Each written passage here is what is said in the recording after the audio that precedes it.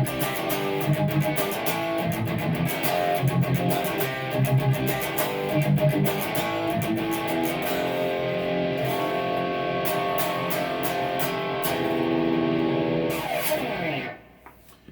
guys, so we're at pretty much the last video of the build process of this guitar. At this point it's done, you know.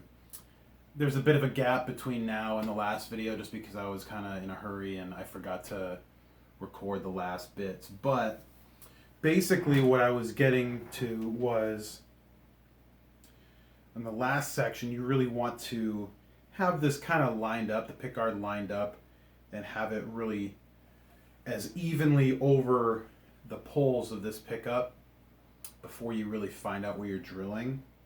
And it helps to have a bit of like a hole punch, or an awl, like they call it, that can help you really center in those dots, or center in, you know, where you're going to drill for those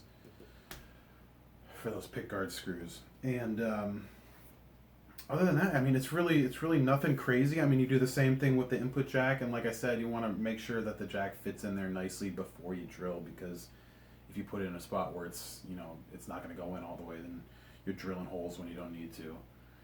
I'm not sure if I did the string tree in a video or not, but it's super simple process. I mean, you just want to get it, you know, somewhere between the second and third tuning peg, and you want to just make sure you're right in between where the strings are going to cross over. So it's nothing you have to really obsess about, because as long as it's just putting that downward pressure on those strings, it's doing the job properly. I mean, you don't really have to focus too much on if it's, you know, too far this way, or, you know, you don't want to go really close to the nut, but, you know, right around there is fine. So I want to thank everybody that gave me advice on all these videos. I mean, like I said, I really don't know exactly what I'm doing as far as finish work goes. I usually buy all these bodies pre-made or pre-finished anyway,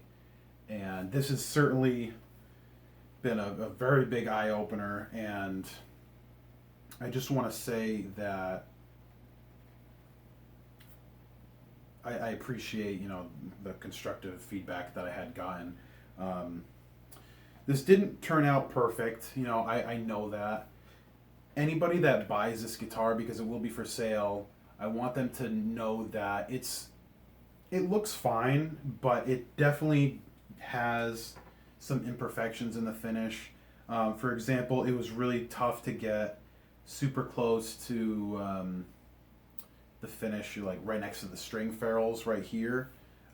So there's a little bit of that, you know, the orange peel kind of texture right around there. That was just hard for me to do because I decided to do the you know, the polishing after I'd already put the ferrules in, which is a huge mistake. And I didn't want to try to remove the ferrules and risk, you know, taking up some of the finish with it. I really didn't want to mess with that. So I figure, you know, it's on the back of the guitar, it's not a huge deal. Thank you to the people that mentioned how I was completely doing the polishing wrong. I mean, the stuff that I was reading was a little bit too open. It didn't give me like exact things to follow, so I didn't realize, you know, like the wet sanding, I wasn't supposed to be using the rubbing compound then. I was supposed to just be using water with the sandpaper, so that was a bit of a misstep. And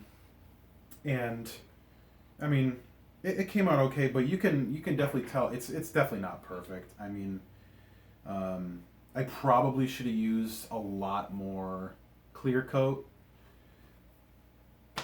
What are you gonna do? I mean, there's nothing I can really do about it at this point. It's just a lesson learned. Anybody, like I said, who buys this guitar, basically, you're gonna be getting a guitar that looks like it's been used but loved for, we'll say, 10 or 15 years or something. It just looks like it's broken in.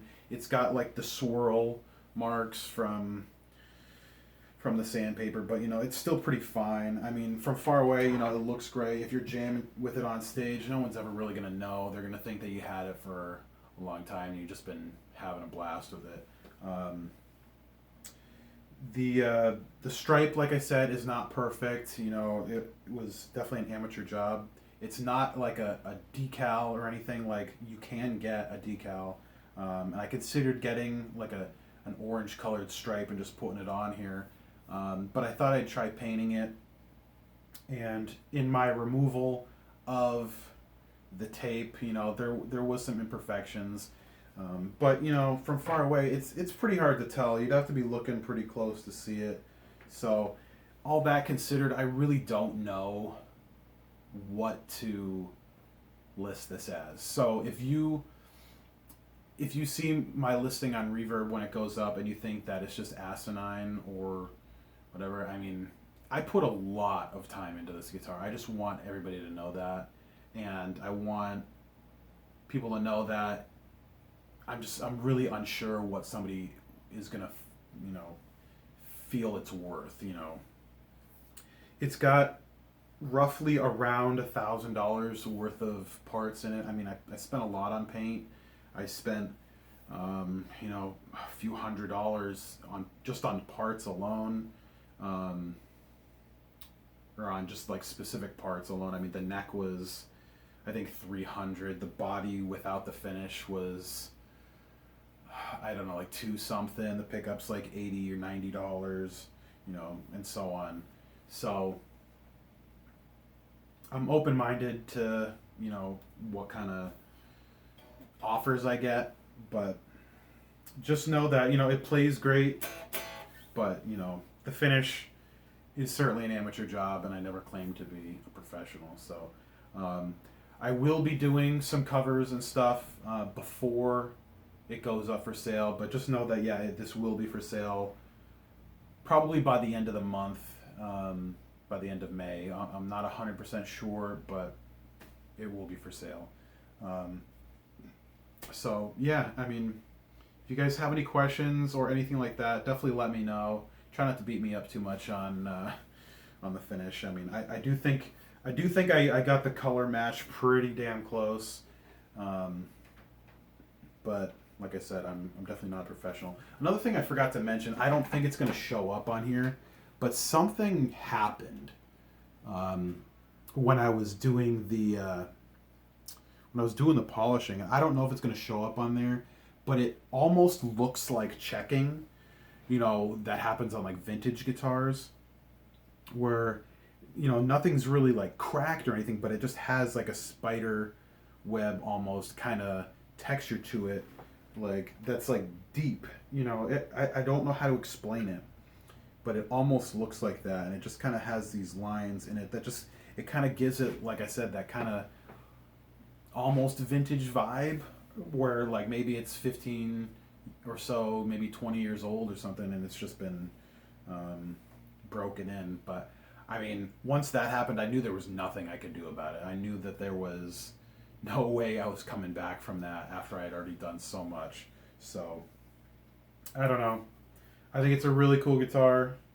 It plays and sounds great, you know, just like any other Tom DeLonge guitar does. And yeah, I'm happy it's finally done. This was easily my most involved project so far, and I'm proud of what I did, but I definitely learned a lot, and I hope to definitely take those things that I've learned and grow in the future. So yeah, if you guys have any questions, feel free to let me know. I mean, I don't know how much I can really comment on YouTube or reply to YouTube comments as much, but you know, find me on Instagram. I'm on there a lot, posting updates to guitar projects and stuff like that. You can find me on Facebook, but I don't really go on Facebook too much either. So yeah, I mean, we'll see what happens. I'm just gonna riff a little bit and see what happens. Thanks for watching.